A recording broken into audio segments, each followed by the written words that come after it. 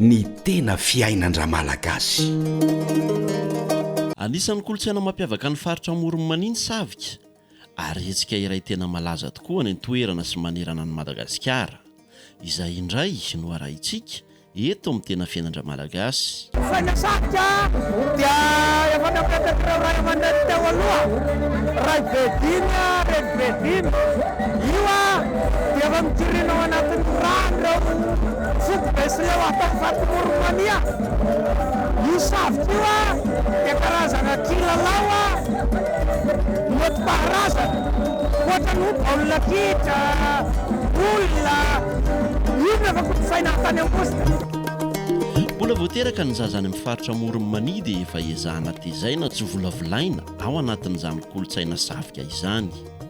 Dia raha voateraka ny zazana efa manomboka teo amin'ny 10 taona, raika amin'ny 10 taona dia efa ampianarina hankafia ny resaka omby. Rehefa tafiditra amin'ny resaka omby izy tonga dia mazava ho azy fa tafiditra ao anatin'ny sahady ilay kolotsaina Savika izay tolon'omby no ahafantarantsika azy. Mbola tena tanora tokoa ny tovolahy dia efa mandray anjara amin'ny Savika. Anisan'izany ohatra i Riri, fony izy vao 15 taona monja dia efa mpisavika. Za zao raika amin'ny 30 taona aho dia nomboka tamin'ny 15 taona nomboka ny lalao.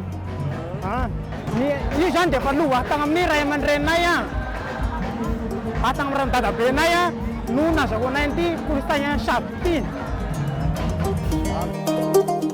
Ombin'iza tokoa moa zany no tolomona mandritra ny Savika. Le tompony omby misy karazany. Ireo olona mitolona ireo ndray nefa manana omby. Dia misy karazana anaran-dray manolotra anazy. Dia izay no manolotra an'ilay omby. Dia le mitolona omby le anaran-dray samy hafa raha resaka famadiana no mitolona azy. Misy karazany roa le omby misy olona avy any Ambositra mila ravinahitra any Soromandidy efa mpilalao. Dia mitondra omby ny avy any Soromandidy dia misy indray omby efa fantatra anarana, fantatra ny lazany amin'ny fariny Moromania ireo miakatra aty fa tsisy omby avy aty amin'ny abattoir na ray fa omby efa mpilalao ary efa mahay ny olona mpisavika sy hainy mpisavika ireo karazan'omby ireo.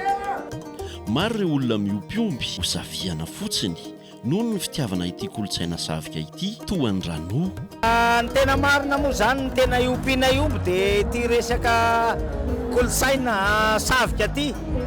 Ary efa anisan'ny tezana anay hatramin'izay io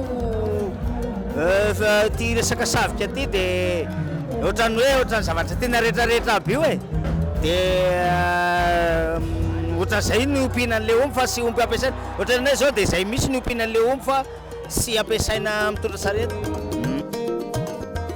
Tsy maintsy ireo efa mpisavika ihany no mahazo misavika mba hisorohana ny mety ho loza satria dia tena mila fahaizana tokoa izany mitolona omby izany.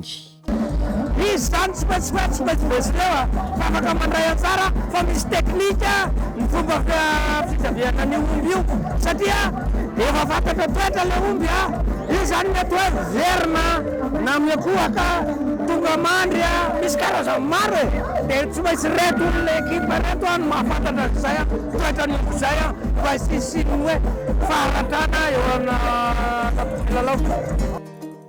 Mialohan'ny akarana kianja dia tsy maintsy mangataka tsodrano amin'ireo ray aman-dreny ny tovolahy mpisavika mba tsy ho trahadoza mandritra ny lalao.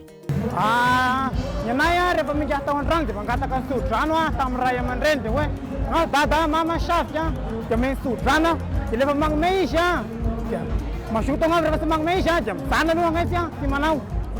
Dia ny hafatra ny mamanay dia hoe rehefa misavika hoe tiny rehefa mazoto tiny dia milalava reo rehefa tsy mazoto azo misavika. Amin'ny matolon'omby azy dia somary maherihery setra ny Savika ary mety misy ny maratra mandritra ny lalao. Eny, mety misy maty mihitsy aza rehefa tena mafy ny fifandonana.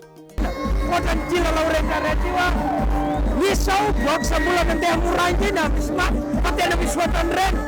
Dia eto zany tena mitandrina sanatria mivava tsy hoe maniry fa tena tandremana misy hoe mba tsisy izay fa tena misy misy ny maratra, misy ny volo, misy ny maty sanatria mivava dia tena tandremana.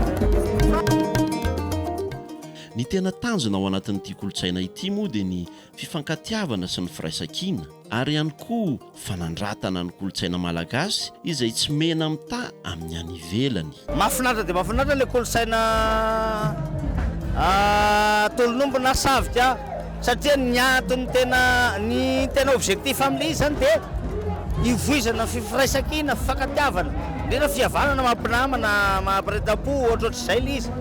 Dia anisan'ny mahametraka ny mahizy azy asika eto Madagasikara ty tolonombo ty satria raha ny zavatra misy zao ohatra ny zareo any ivelany zao ohatra taureau ohatra, dia ny asika mba savika koa.